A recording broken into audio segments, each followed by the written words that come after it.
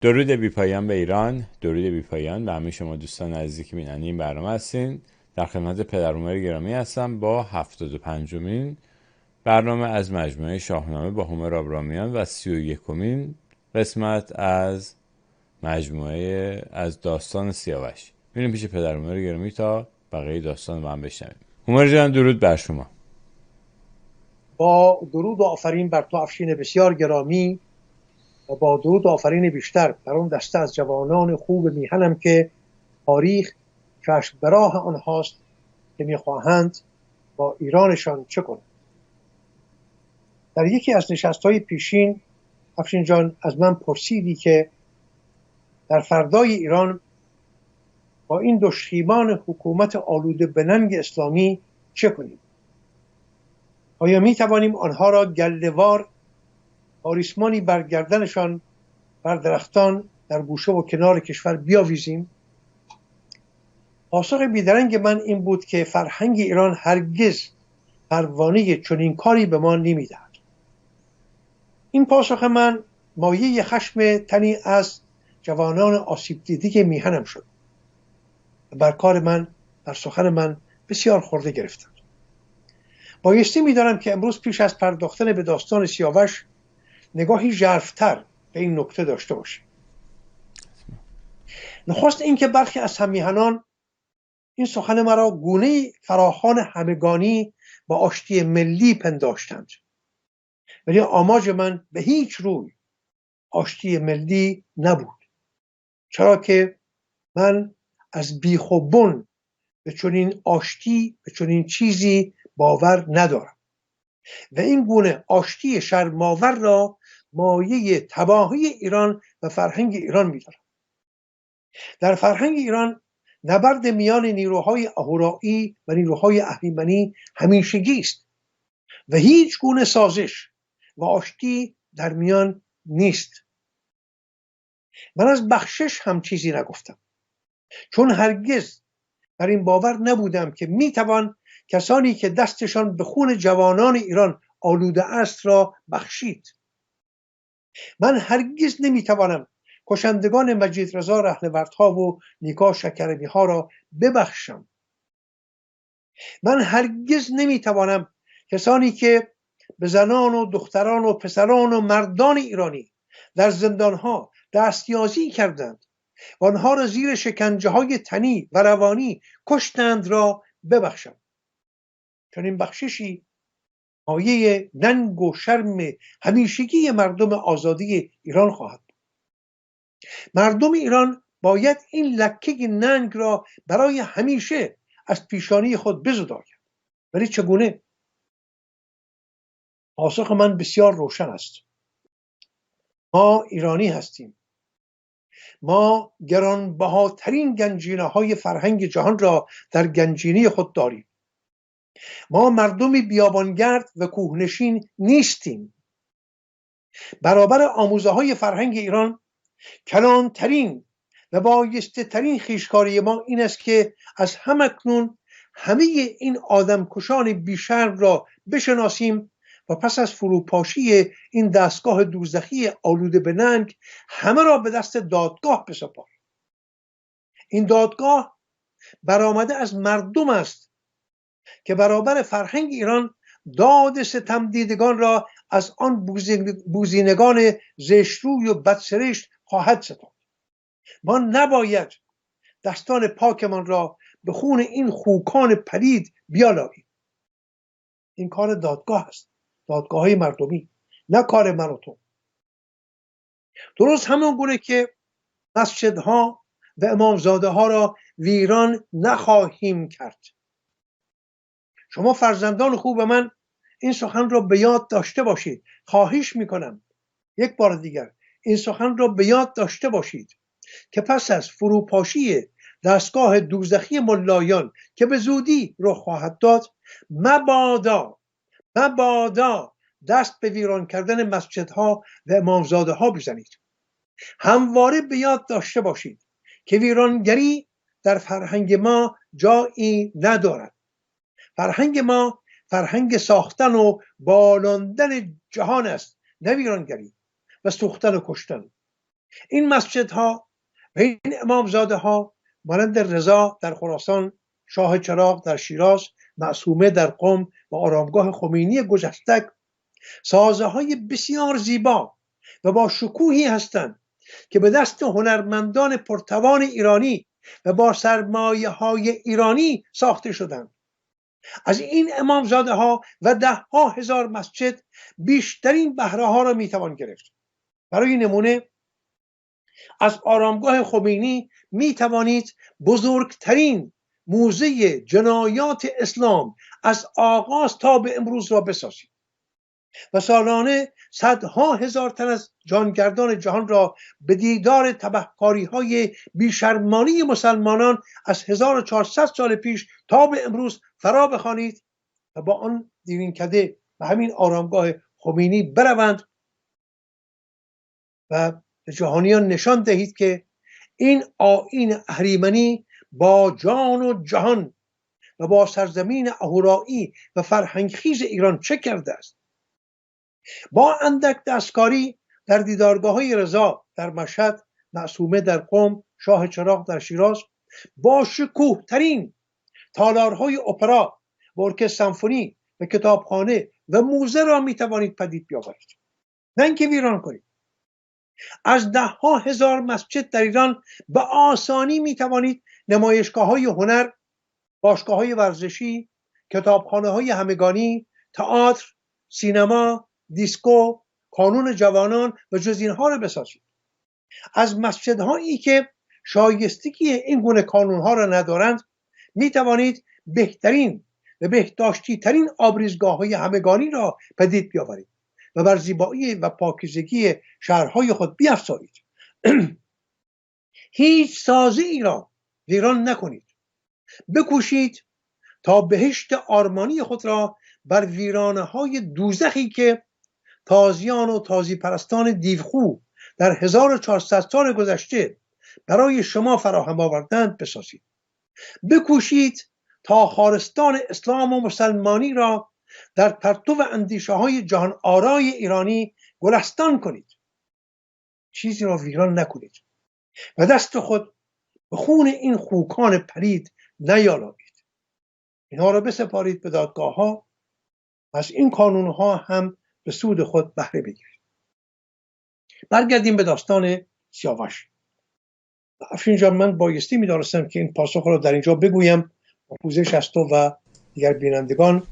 خیلی خوب بود استفاده کردیم، درست بود کاملا. منم با شما موافقم 100%. مرسی که گفتین. سپاس. تا آنجا خواندیم که سیاوش در رویارویی با افراسیاب گفت با این زشتکاری ها سپاه دو کشور پر از کین کنی، زمان و زمین پر ز نفرین کنی. چنین گفت گرسیوز کم خرد، ز تو این سخنها کی اندر خورد. گر ایدر چنین بیگناه آمدی، چرا با زره نزد شاه آمدی. پذیره شدن زین نشان راه نیست، کمان و زره در خور شاه نیست. ببینید منش زشت و تباه این دیوزاد خامنه ای سرش را چگونه در یک بازی فریبکارانه سیاوش را به دام مرگ کشاند و اینجا چهره پوش از چهره زشت خود برداشت. به یاد دارید خمینی گجستک را که نوید آزادی میداد و رفاه و آسایش مردم، که آب و برق را مجانی میکنیم، اتوبوس را مجانی میکنیم، شما را به مقام انسانیت میرسانیم. ولی هنگامی که بر گرده فسرده ما مردم خرد در بازار دین گم کرده سوار شد، گفت اقتصاد مال خر است. ما که برای کاه و یونجه انقلاب نکردیم، ما برای اسلام عزیز انقلاب کردیم. گفتن حضرت آیت الله شما خود چنین و چنان گفتید. گفت خدعه کردم، به همین سادگی خدعه کردم. همین رفتار زشت خمینی را در گرسیوز میبینیم و همیهنانم این نشان میدهد که این همان اهریمن بار باریخت و رخسار دیگری در زندگانی ما ایرانیان رخ نشان میدهد، ولی اهریمن همان است. یک روز در چهره و رخسار گرسیوز، یک روز خمینی، یک روز خامنه‌ای، یک روز ضحاک، یک روز سلطان محمود غزنوی، همه از یک بن و از یک ریشه برخاست. من به ژرفی بر این باورم که اگر مردم ایران شاهنامه را خوانده بودند پیش از آن خلاروش اسلامی، فریب خمینی و محسن سازگارا، بنی صدر و ابراهیم یزدی و صادق خودزاده و دیگر بوزینگان بالا رونده همراه او را نمیخوردند. دریغا که علی شریعتی‌ها و شاملوها و جلال آل احمدها و سیمین دانشورها و مجاهدین همیشه دشمن خلق با یاوه پردازی ها و زهردرایی های خود راه اندیشیدن را بر ما مردم ایران بستند. شاهنامه را از دست ما گرفتند و یاوه نامه های خود را به دست ما دادند.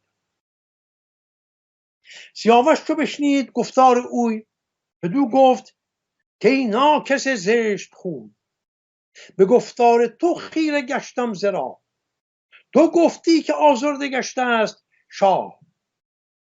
خیره گشتم ز راه یعنی سرگشته شدم، گمراه شدم. من به گفته تو دچار این گمراهی شدم. هزاران سر مردم بیگناه بدین گفته تو گشت خواهد تباه. تو زین کرده فرجام کیفر بری، ز تخمی که جا کشته ای بدروی. از پس چنین گفت که شهریار، رو میکند به افراسیاب، که شهریار به تیزی مدار آتش اندر کنار. نه بازی است این خون من ریختن، ابا بی گناهان برآویختن. به گفتار گرسیوز بدنژاد، مده شهر توران و خود را به باد. ببینید باز اینجا اون ریشه های ایرانی را در سیاوش میداند که جنگی بزرگ و خونین در پی خواهد بود، ولی نمیگوید ایران خواهد شد، میگوید مده شهر توران و خود را به باد. نمیگوید مده شهر توران و ایران به باد، چون میداند ایران بر باد رفتنی نیست. ایران زنده جاوید است. ایران همیشه خواهد ماند. اگرچه گردبادهای سهمگین بر او خواهند تازید، گهگاه او را در هم خواهند شکست، چنانچه در روزگار ضحاک شد، چنانچه در روزگار یورش تازیان شد و چنانچه در روزگار ما در این 45-6 سال گذشته شد. ولی ایران هرگز تباه نخواهد شد. ایران هرگز از میان نخواهد رفت. مده شهر توران و خود را به باد. ایران همیشه خواهد. نگه کرد در سیوز رنگ کار، ز گفت سیاوخش با شهریار. رنگ کار یعنی فریببار، فریبنده، خمینی سرشت. برآشفت و گفت، گر سیوس برآشفته می شود به افراسیاب می گوید. برآشفت و گفت ای سپهبد چه بود، به دشمن چه باید گفت و شنود. چه نیازی است که تو با دشمن به گفت و شنود بنشینی؟ چو گفتار گرسیوز افراسیاب، شنید و برآمد بلند آفتاب. به لشکر بفرمود تا تیغ تیز، کشند و خروشند چون رستخیز. جهان پر خروش و هوا پر ز گرد، یکی با نبرد و یکی بی نبرد. یکی آماده نبرد و خون ریختن که افراسیاب است و گرسیوز، و دیگری سیاوش که خواهان دوستی و آشتی و مهرورزی است. سیاوش از بحر پیمان که بست، سوی تیغ و نیزه نیازید دست. به یاد دارید پیمان سیاوش با افراسیاب را که گفت من هرگز با تو نخواهم شد. این رفتار امروزش دنباله همان پیمان است. ولی همیهنانم امروز می توانیم از خود بپرسیم آیا می توان آن را رفتاری پسندیده و برازنده پهلوان شمرد؟ این پرسش ها را بگذاریم برای پس از پایان این داستان. نفرمود کس را ز یاران خویش، که آرد یکی پای در جنگ پیش. ببینید این سر و آزادی ایران زمین رو، این باشکوه ترین و پاکیزه ترین پهلوان شاهنامه، بی آنکه به چند و چون کارها بیندیشد، با آهنگی بندگسل از شب خواهان روشنایی است. او میگوید بکشیدش، این یکی هنوز در جستجوی آشتی است، در جستجوی روشنایی، در جستجوی نابوده ها و ناشدنی ها چندان میتازد تا بیفتد و در این که در برابر مرگ رفتاری ناپهلوان دارد. از دانش و بینش و منش نیک بهره بسیار دارد، ولی بیهودگی کارها را به روشنی میبیند و سرانجام ترس از مرگ در جانش خانه میکند و این مرگ ناتوان است که شاید بر هر بینوایی فرو آید. آن ناتوانی است که بر هر بینوایی فرو آید. در این هنگام پهلوانی است شیرچنگ، لرزان و زرد رخسار، در این دم که آماده کشتن می شود. بخت خود را دوست نمی دارد ولی می پذیرد. میان آرزوی او و آهنگ جهان یک دوگانگی سخت و شکافنده در میان است. او می خواهد زنده بماند ولی چرخ یا کردگار می خواهد تباهش کند. این نکته را خودش هم پیشتر گفته بود. یاد دارید در یکی دو نشست پیش خواندیم: مرا چرخ گردان اگر بیگناه، به دست بدان کرد خواهد تباه. به مردی کنون زور و آهنگ نیست، که با کردگار جهان جنگ نیست. این سراندیشه رنگ و رخسار جهانبینی مهری یا زرتشتی یا رستمی ندارد، بیشتر رنگ و رخسار آیین زروانی دارد که پیشتر با افشین گرامی ما آن پرداخته بودیم. گمان میکنم در آیین مهری به این نکته پرداختیم. زروانگری. سیاوش در پایان زندگی یک زروانی است نه یک مهری و این وارون آموزه های رستم بود. رستم نه زرتشتی بود نه باورمند به اندیشه های زروانی. رستم مهری بود، باورمند به آیین میترایی و جانمایی آیین مهری ایستادگی، پایداری و رزم آشتی ناپذیر با زشتی ها و کژی ها و ناراستی هاست. او تا آنجا در راستای آیین مهر پای می فشارد، رستم که اسفندیار زرتشتی هم که به کش راه رفته بود را می کشد. پادشاه خود را، شاهزاده خود را، بزرگ مردی که در راه گسترش آیین زرتشتی پا به میدان گذاشته بود، اسفندیار را می کشد. چرا؟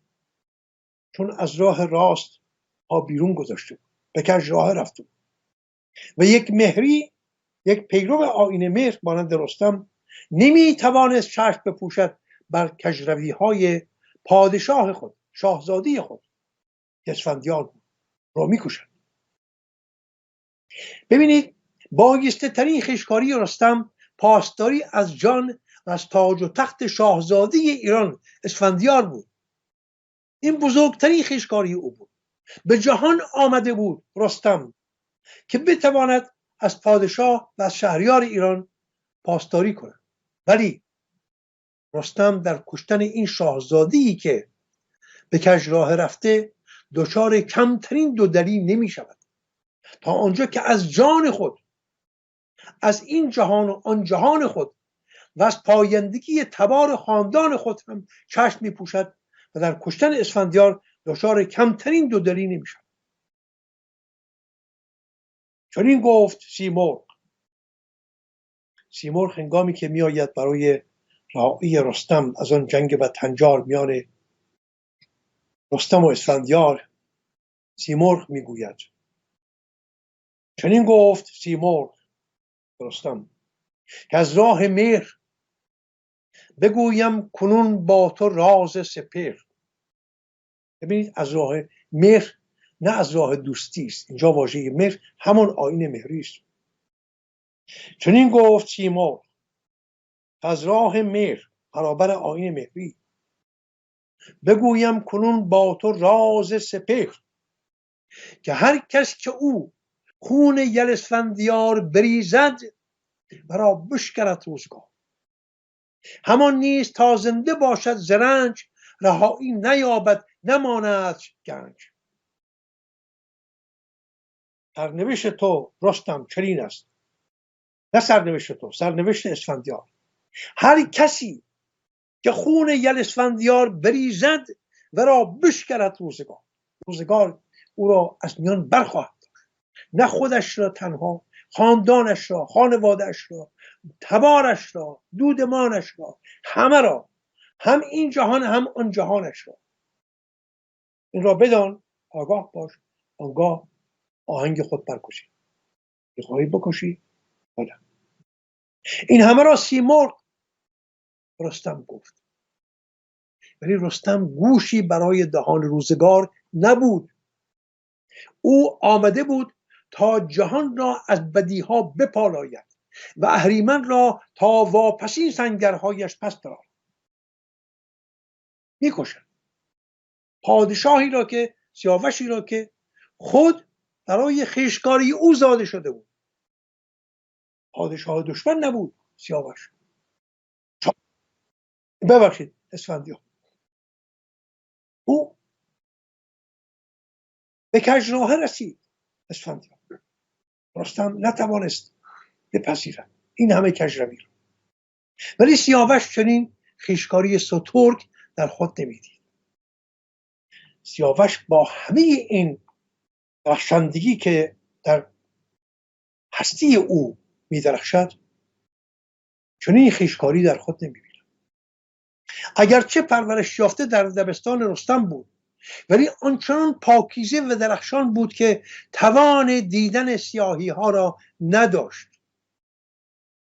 سیاوش از گروه کسانی است که تواناییشان پس از مرگ آزاد می شود و افراسیاب بی آنکه بخواهد ندانسته او را آزاد کرد. این آزادگی همیشگی را به سیاوش داد. چگونه؟ با کشتن. به سخن دیگر، در اینجا بدی کارساز نیکی می شود و بی آنکه بخواهد گیتی را به سوی رستگاری می راند. بینش زروانی سیاوش سرچشمه ناآگاهی های اوست.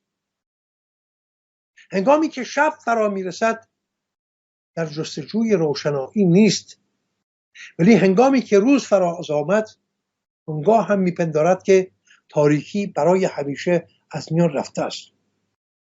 همین که با افراسیاب به آشتی رسید گمان برد که کار تمام است.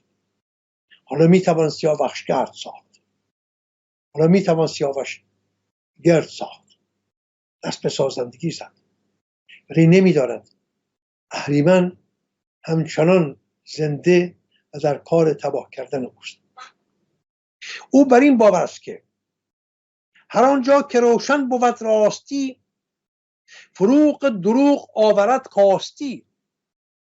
نمایم دلم را بر افراسیاب، درخشانتر از بر سپهر آفتاب. آقا من گرفتاری ندارم، من دلم را همان گونه پیش افراسیاب خواهم گشود که خورشید در سپهر خود را نشان میدهد. همون درخشان. او میپندارد همین که خورشید راستی درخشیدن گرفت، چراغ دروغ به خودی خود خاموش می شود. ولی همیهنانم گردش روزگار نشان میدهد که این پنداری بود تباه. چراغ دروغ هرگز خاموش نمی شود. در هستی شناسی ایرانی دروغ بزرگترین و تباه کننده ترین دیوی است که اهریمن آفرید. دروغ در گوهر و سرشت خود ستیزگار و بسیار نیرنگ باز است. نگاه کنید به کردوکار گفتار فرمانروایانی در حکومت دوزخی اسلام بر ایران. سیاوش با همه دانایی و توانمندی که دارد از پیچ و خم هزار توی اهریمن ناآگاه است. اینها کاستی است برای یک پهلوان.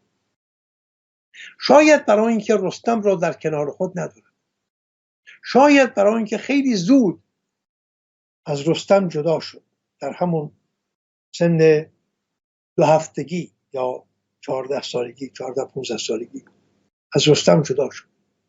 ای کاش رستم او را رها نمی‌کرد.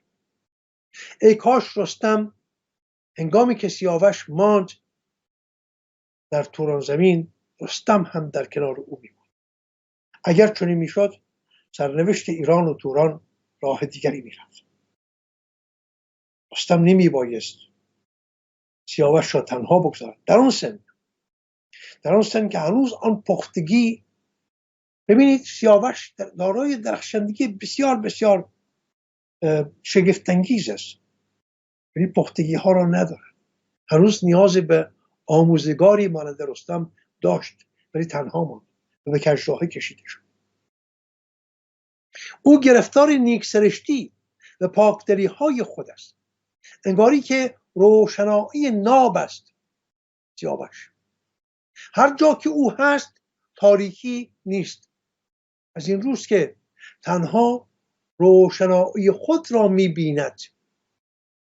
از نیروهای تاریک آگاهی دارد، ولی بازی‌های آن را نمی‌داند. با آن دانش دورنگر آینده را می‌بیند، ولی بندوبست‌ها و زمینه‌سازی‌های گرسیوز را در زیر دست و پای خود نمی‌بیند. چشمان او بینای کرانه‌های دور و نابینای کوره‌راه‌های نزدیک است. این بزرگترین تراژدی ایران است. بداندیش افراسیاب دژم همی کرد بر شاه ایران ستم. همی گفت یک سر به خنجر دهید، بر این دشت کشتی به خود به خون برنهید. بر این دشت کشتی به خون برنهید. به خنجر دهید یعنی به خنجر بزنید. همانند تازیان مسلمان آنچنان خون بریزید که بتوان کشتی بر دریای خون افکند. چنانچه سپاهیان اسلام به فرمان ابوبکر و عمر و علی و حسن و حسین و دیگر سران دوزخی سپاه اسلام آسیاب‌های خون در ایران به راه انداختند.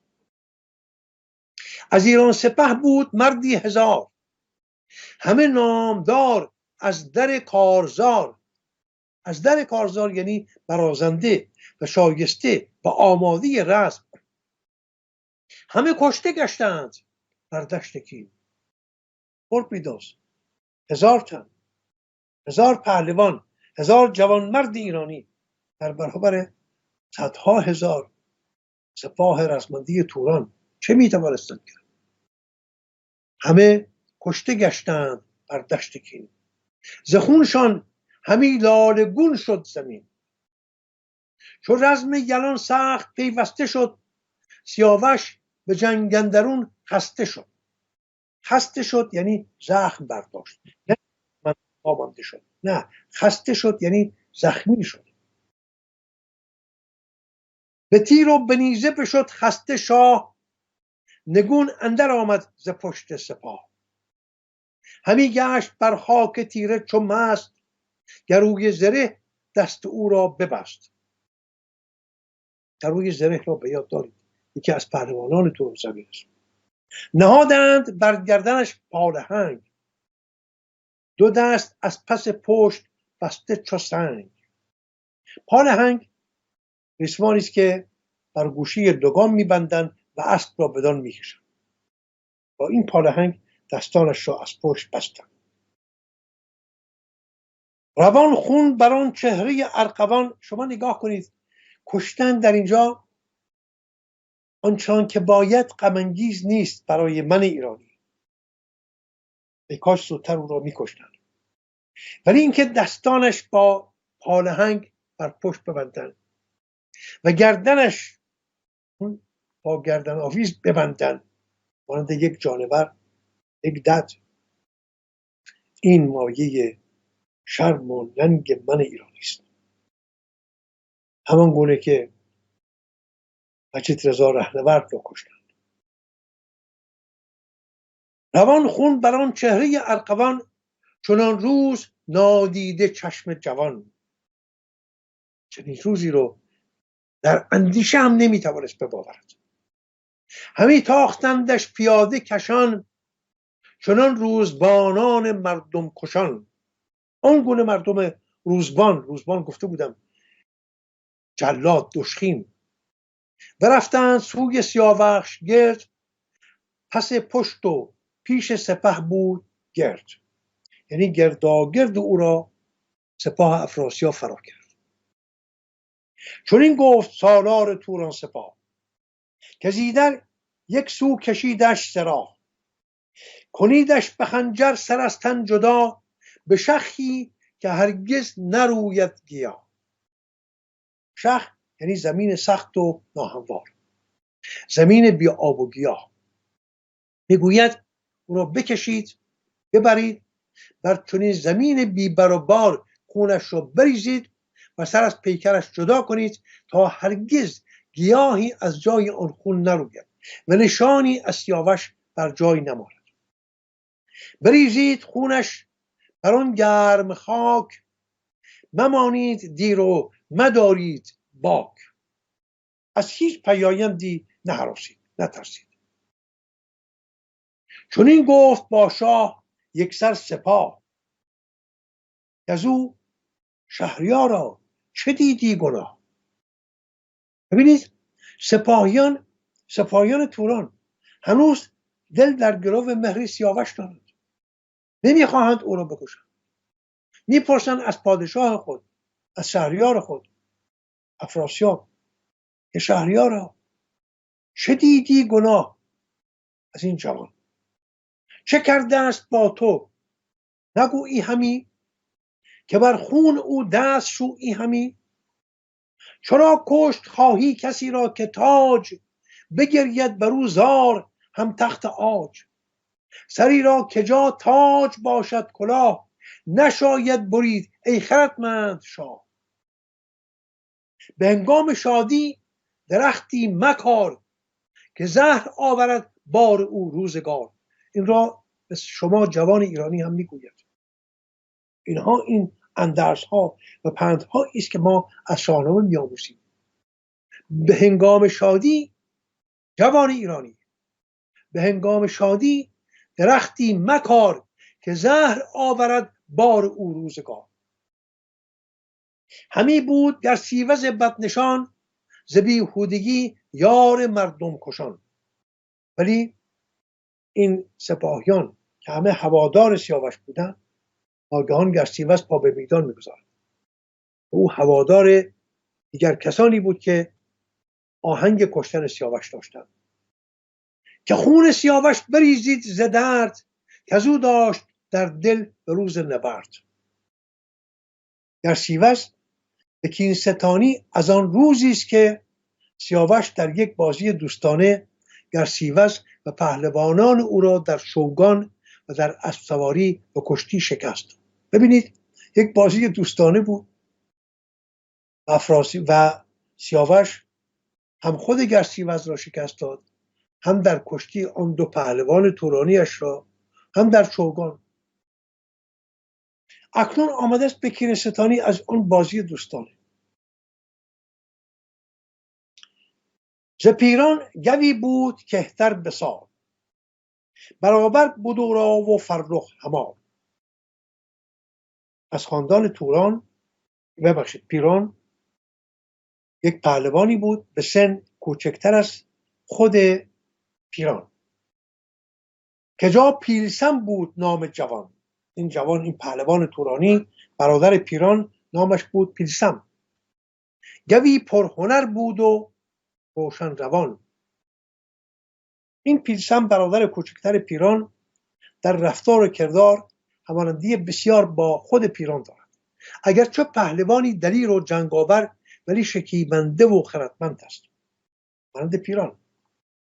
چون این گفت مر شاه را پیلسم. حالا این جوان آمده است با پادشاه محروی، سال خورده تر خود، آرازربوده تر خود، اندرز میدهد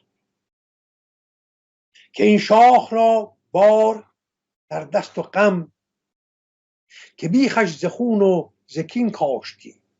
سر شاه از این کین برافراشتی. خوب است این رو یک بار دیگر بخوانیم. که جا پیلسم بود نام جوان. گوی پرهنر بود و روشن روان. چون این گفت مر شاه را پیلسم، که این شاه را بار در دست و خم، که بیخش ز خون و ز کین کاشتی. سر شاه از این کین برافراشتی. ز دانا شنیدم یکی داستان، خرد شد بر آن نیز هم داستان. که آهسته دل کم پشیمان شود، هم آشفته را هوش درمان شود. آهسته دل یعنی شکیبنده، کسی که در انجام کارهای سترگ می‌درنگد، شتاب نمی‌ورزد. و آشفته در اینجا یعنی خشمگین، پرخاشگر. شتاب و بدی کار آهرمن است. این پهلوان جوان به افراسیاب میگوید شتاب و بدی کار آهرمن است، پشیمانی و رنج و جان تن است. سری را که باشی بدو پادشاه، به تیزی بریدن نباشد روا. پادشاه بودن یعنی چیره بودن، چیره بودن بر کارها و رخدادها. سوار بر کار بودن جز این هاست. میگوید اگر خرد بر تو پادشاهی میکند، نباید در انجام کارهای سترگ شتاب بورزی. اندکی بدرم مکن شهریارا، تو تیزی مکن، که تیزی پشیمانی آرد ببن. تیزی مکن یعنی بدی در بدی شتاب نورز، شکیبایی پیشه کن. و ببن یعنی در سرانجام، در پایان، در پایان بدی خواهی دید. ببندش همی دار تا روزگار، بر این مرد تو را باشد آموزگار. او را در بند نگه دار تا روزگار و رخدادهای پیش رو راه درست را به تو نشان دهند. با شتاب جان از او نگیر، کار درست نیست. چو باد خرد بر دلت بروزد، از آن پس ورا سر بریدن سزد. اگر در آرامش، هنگامی که خرد بر تو چیره گشت، باد خرد بر تو وزیدن گرفت، اگر باز هم رای کشتن او داشته باشی، آنگاه بکش. نه اکنون که خشم و کینه راه خرد و اندیشه نیک را بر تو بسته است. مفرمای اکنون و تیزی مکن، که تیزی پشیمانی آرد ببن. سری را که جا تاج باشد کلاه، نشاید برید ای خردمند شاه. سر پادشاهان نباید برید، این نه آیین جوانمردی و کشورداری است. چه بردی همی تو سر بیگناه، که کاووس و رستم بود کینه خواه.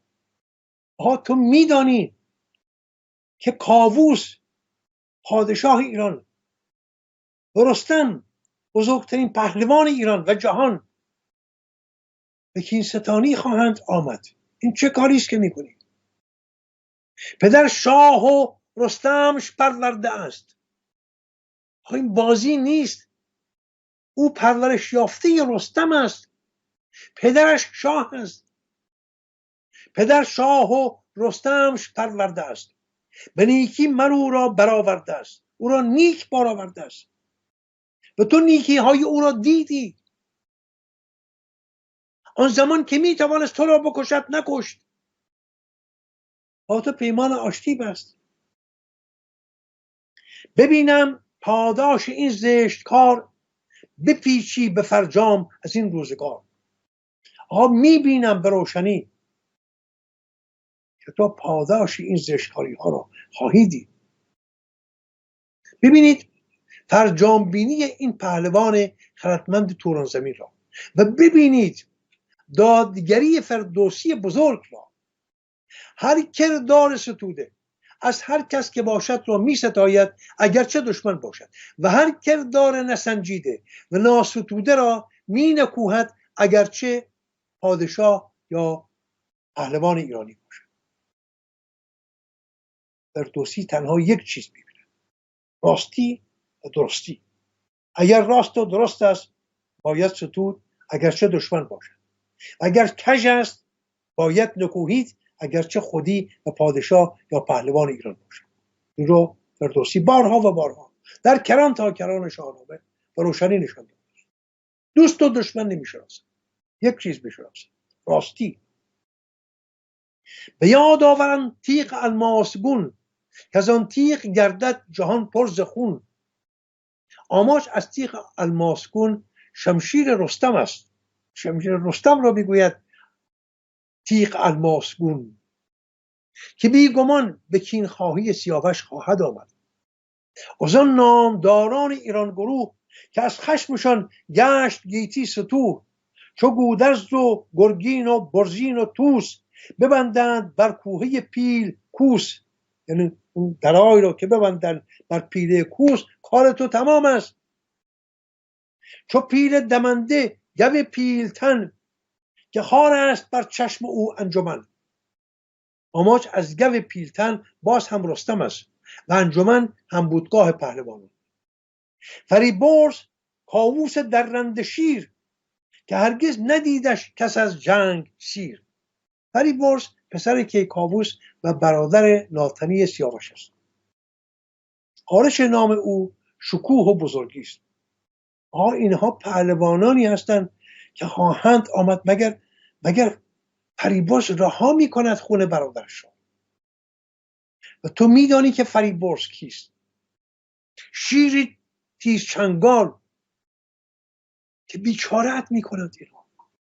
چون بهرام و چون زنگه شاوران، چون گستهم و گژدهم گنداوران. گنداوران یعنی دلیران، جوانمردان، رزماوران. زواره فرامرز و دستان سام، همه تیغها برکشند از نیام. دلیران و شیران کاووس شاه، همه پهلوانان با فر و جاه. بدین کین بندند یک سر کمر، همه با هم یک صدا. در و دشت گردد پر از نیزه ور، نه من پای دارم نه مانند من. خود گوینده سخن پهلوانی است که دارد به افراسیاب میگوید من که بزرگ پهلوان تو هستم، نه من پای دارم نه مانند من، نه گردی ز گردان این انجمن. هیچ یک از پهلوانان تو در این سپاهی که میبینیم، هیچ کدامشون پای ندارن در برابر اینها پهلوانان ایرانی. پای داشتن یعنی تاب و توان داشتن، نیروی پایداری داشتن. کدام یک از ما میتوانیم در برابر این نیروی رزماور ایران بایستیم؟ همانا که پیران بیاید پگاه، از او بشنود داستان نیز شاه. تا بامداد اندکی چه میگن دندان روی جگر بگذار، اندکی بدرنگ. بامداد فردا خواهد رسید پیران، بزرگ پهلوان توران، برادر بزرگ خود همین پهلوان که گوینده این سخن است و افراسیاب سخن او را همواره میشنود. پس اندکی بدرنگ تا بامداد تا پگاه بشود و پیران برسد. مگر خود نیازت نباشد بدین، میفشان به گیتی چنین تخم کین. مفرمای کردن بدین بر شتاب، که توران شود سر به سر زین به آب. سپهبد ز گفتار او نرم شد، ولی خود برادرش بی شرم شد. سپهدار که خود افراسیاب است اندکی نرم شد، دید که درست میگوید این پهلوان جوان. ولی برادرش گرسیوز بیشرم شد. بدو گفت گرسیوز ای هوشمند، بگفت جوان تو هوا را مبند. به برادرش به افراسیاب میگوید ای هوشمند، تو مرد خردمندی هستی، تو بزرگی، به سخنان این جوان به این یاوه ها گوش مده، هوا را مبند. هوا را در اینجا دو گونه میتوان گزارش کرد. یکی آنکه به سخنان این جوان ناپخته و سرد و گرم روزگار ناچشیده راه زندگی کردن و دم کشیدن را بر خود مبند. یعنی اگر تو به سخنان او گوش فرا بدهی، راه نفس کشیدن خود را بستی، یعنی مرگ خود را به دست خود خریده. چون اگر سیاوش را زنده بگذاری، او راه دم کشیدن را بر تو خواهد بست، جانت را خواهد گرفت.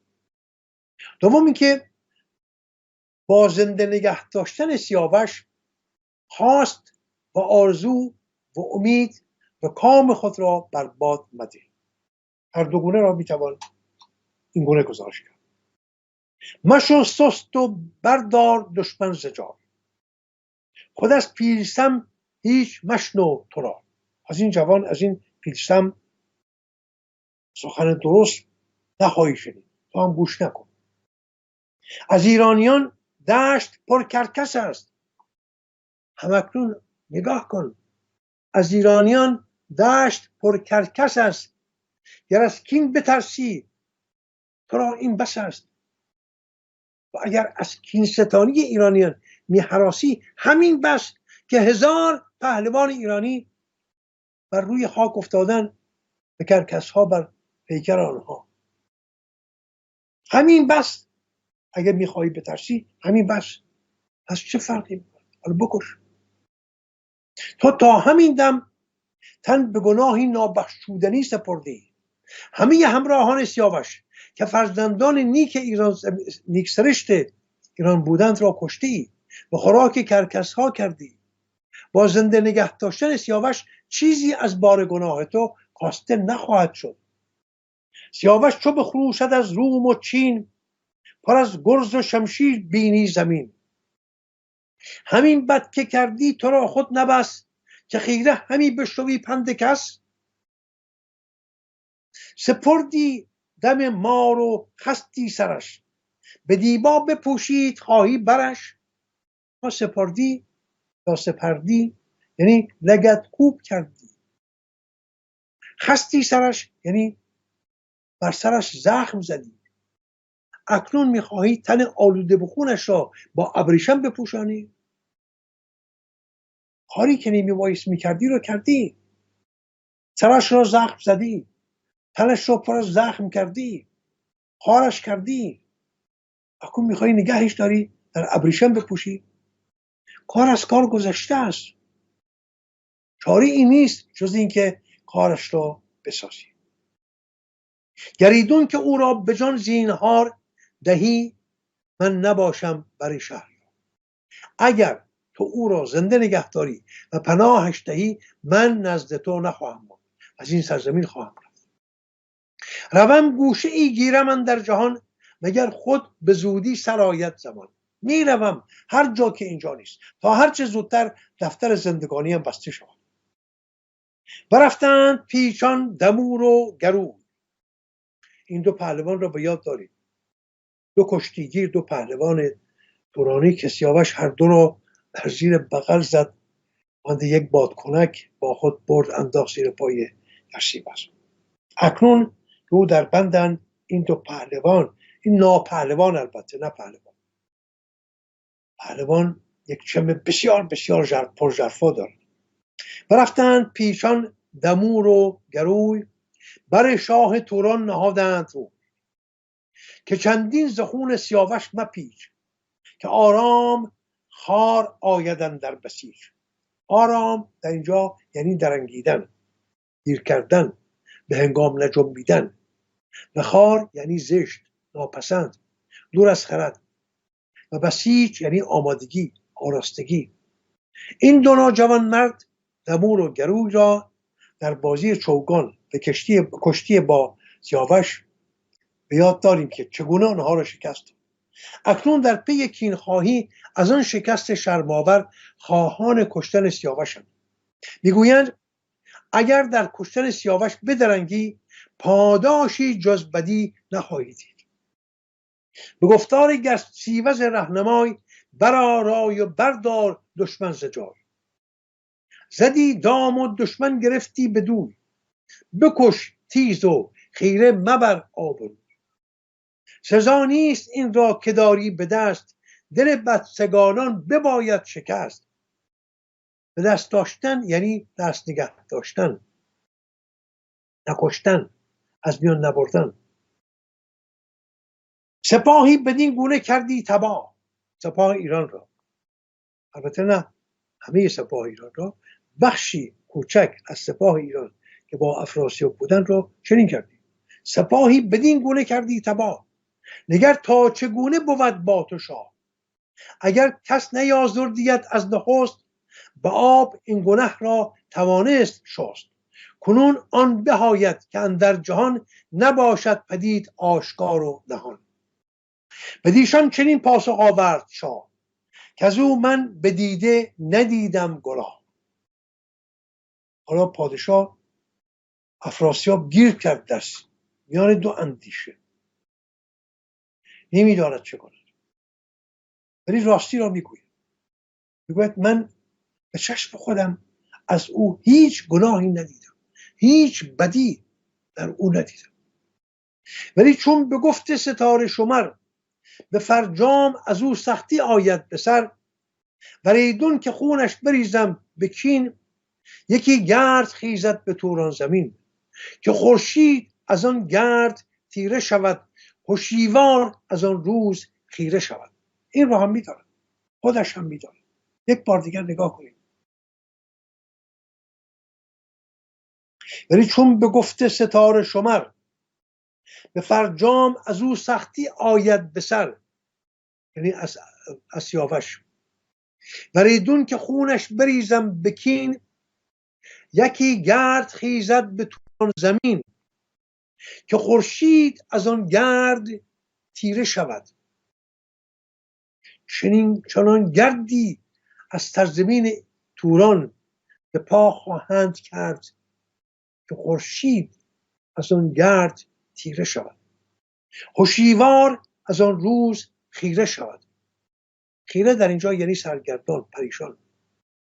به توران گزند مرا آمد است، غم و رنج و بند مرا آمد است. رها کردنش بدتر از کشتن است، همان کشتنش رنج و درد من است. مانده است در میان یک دوراهی که هر دو به یک فرجام میرسند.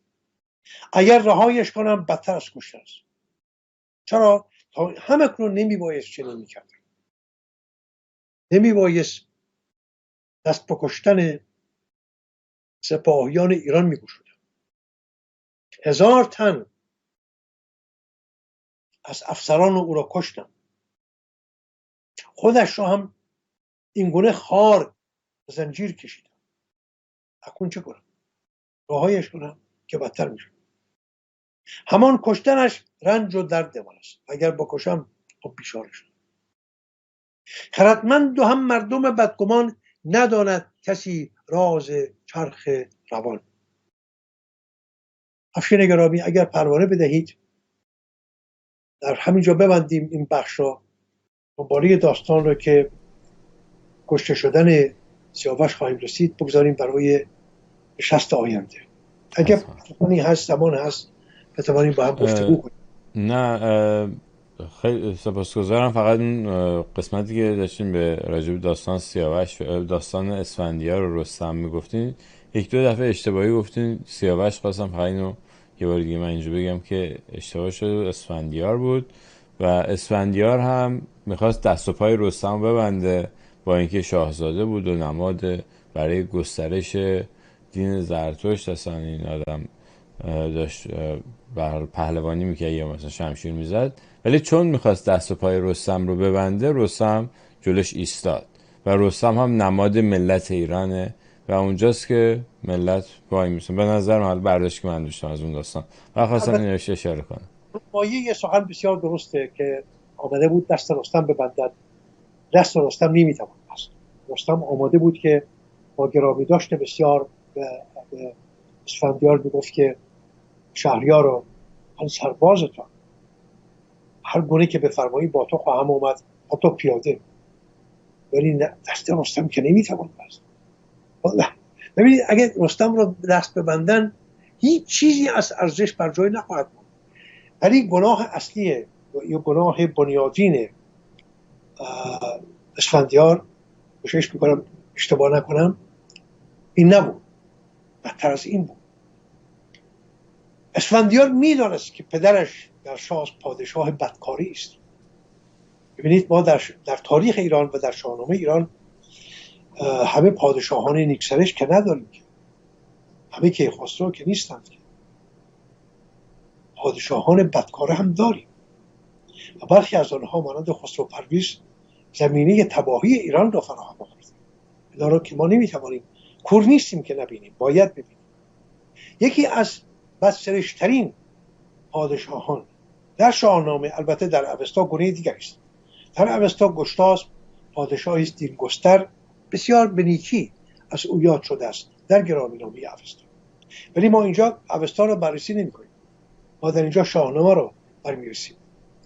در شاهنامه یکی از زشتکارترین چهره‌ها در میان پادشاهان همین گشتاسپ است، پدر افراسیاب. او نمیخواهد از تخت پادشاهی فرود آید. اسفندیار بارها به او میگوید که بزرگا، تو پیر شدی، راه و رفتار تو درست نیست، تو نمیتوانی کشور اداره کنی، باید تاج و تخت بگذاری، من باید بر جای تو بنشینم و بتوانم این کشور را سامان بدهم. ولی هی پیاپی او را دنبال نخستیاب میفرستد که برو چنین کن، اگر چنین کردی، یعنی دنبال کارهای ناشودنی، امید این که هرگز نخواهد توانست آن کار را انجام بدهد. ولی اسفندیار از پس همه این کارها برمی آید، در پایان میگه خیلی خوب، حالا تمام شد. میگه نه، یک کار دیگر مونده است. این رستم که میبینی، این بچه خیلی خیلی گستاخی میکنه. گهگاه میگویم آقا این کارو بکن، نمیکند، بیا، نمیآید، برو، نمیرود، باید بروی او را دست بسته به پیشگاه من بیاد. خب گشتاسپ میدانست که رستم 1000 بار خواهد مرد ولی تن به دست بسته شدن نخواهد داد. من همینجا بگویم همراه با یکی از همکارانم، جوان بسیار پاکسریشی است به نام کوروش معصومی که در دانشگاه با من همکاری می‌کند، با هم رفتیم به تاجیکستان. ولی یک ایستایی داشتیم در فرودگاه دبی. من بسیار نگران بودم که من رو از فرودگاه دبی بدزدن، همون گونه که دیگران رو دزدیدن و بردن. در فرودگاه به کوروش گفتم کوروش، میدونم که بسیار به من مهر ویژه داری. گفت آری. گفتم همه گونه مواظب باش، اگر خطری من رو تهدید کرد که من رو بگیرن، پیش دستی کن و من رو بکش. من رو بکش، نگذار که من به دست اونها گرفتار بشم. همچنان گفتم که کوروش پذیرفت، ولی تا از او پیمان نستاندم رهایش نکرد. از او پیمان ستاندم که اگر یورشی بر من شد، همیشه در کنار من بود، نزدیکترین کس بود که دستش به من میرسید. گفتم تو منو بکش، نگذار که دست اونها به من برسد. رستم، من اینها رو از رستم آموخته بودم، یعنی بمیر ولی نگذار دستانت ببند، نگذار تو رو شکنجه کنی، ولی بمیر. اگر میتوانی سیانو رو بخور، هر راهی که میتوانی بمیر. مردن بسیار بسیار با ارزش است در برابر این گونه پتیارگی هایی که دیگران دشمن دارند با من. بعد میخوام بگویم که خود افراسیاب هم این را میدانست که پدرش با او بازی میکند. در گفتار بارها و بارها در گفتگوی میان پدر و پسر این را میبینیم. خب چرا پذیرفت؟ و چرا هنگامی که آمد پیش رستم، جوان مردی های رستم را دید، رستم به پیشباز او رفت، خان گشود، فرا خواندش که آقا بنشینیم. بسیار خوب، حالا میخوایم بجنگیم، میجنگیم، ولی امشب بیا آقا بر خان من دمی با هم کبابی بزنیم، می بزنیم. ولی نمیپذیرد. چرا؟ چون برابر آیین مهری، برابر آیین ایرانی، او مهمان میشد و رستم میزبان، و او نمک رستم را میخورد و کسی که نمک خورده است نمک نباید بشکند. ببینید این یک بازی بود میان این دو. رستم میپذیرد، میگفت بسیار خوب، حالا تو مهمان من نمیشوی، من به مهمانی تو خواهم اومد، من در خانه تو هم یک شبی بگذاریم، بالا فرداش میرویم بجنگیم. باز هم نمیپذیرد. چرا؟ چون باز هم فرق نمیکنه. اگر او میزبان بشود، رستم میشود مهمان او، باز هم میزبان که نباید مهمان بکشه. ببینید فرار میکند از راستی، به کژی رو میکند. کژی کجاست؟ پدرش گشتاس. اینجا سیاوش راه پدر نرفت، راه کیکاووس نرفت، از پدر گسیخت، حتی به بهای دادن پادشاهی. ولی افراسیاب نپذیرفت. افراسیاب کژی را پذیرفت به بهای پادشاهی. ببینید اینها نکته‌های بسیار باریکی است افشین جان در شاهنامه که باید چندین بار اینها رو بخوانیم و از ترانه‌های گوناگون در این داستان‌ها بنگریم، ببینیم چه شده است. آیا رستم همین گونه آمد یلخی زد شاهزاده ایران رو کشت چون تنها دستش میخواست ببندد؟ نه، این یک فراز بود. فراز دیگر این بود که اسفندیار دینکار یا دینگستر، آقا دین رو که نمیتوانی به زور بگسترانی در میان مردم. کجا خود زرتشت کجا چنین کرد که بخواد به زور آیین خود بگستراند، به زور شمشیر؟ ولی اسفندیار چنین دینگستری بود. او بر این باور بود که میتوان به نیروی زورآوری آیین زرتشتی را بگستراند. و به یاد داریم، این را میدانیم که رستم مهری بود، دشمنی نداشت با آیین زرتشتی. هرگز ما هیچ دشمنی نمیبینیم یعنی مهریان و زرتشتیان. اینجا رستم مهری است، اسفندیار زرتشتی. ولی آن زرتشتی که به کژراهه رفته است، حالا چون زرتشتی است نباید کیفر بدهد، نباید به کیفر برسد. نکته های پنهان بسیار هست که زمان دیگری در این زمینه ها خوب است گفتگو کنیم. من بسیار شادم که تو انگشت میگذاری روی این نکته ها و من آوا میداری به سخن گفتن. سپاس از شما و سپاسگزارم از این برنامه. پس تا دیداری بعد، اگه سخن دیگه نداریم بدرود. سپاس بیکرم. پوزش میخوام این خستگی ها. نه خیر، استفاده کردیم، مثل همیشه استفاده میکنیم. سپاسگزارم اونجا. تا بعد، بدرود.